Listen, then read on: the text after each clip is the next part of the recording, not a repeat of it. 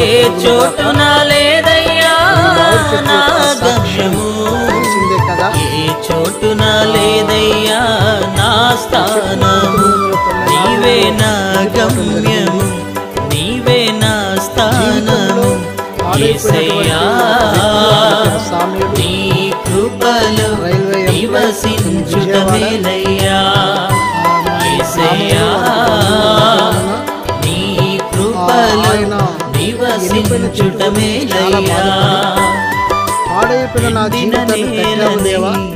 ఈ ఎండిపోయిన ఈ యొక్క ఎండిపోయిన చెట్టు సిగురించాలి. నన్ను బాగు చేసిన దేవుడు ఈ చెట్టును కూడా సిగురింపచేయనేసి ప్రార్థన చేశాడు. 3 దినాలు ఉపవాసం ఉండి బైబిల్ చదివి చెట్టు కింద ప్రార్థన చేశాడు. ప్రార్థించినటువంటి సామూయేలు గారు ఈ మధ్యకాలంలో ప్రభువును నిద్రించారు, కానీ ఇప్పటి వరకు ఈ చెట్టు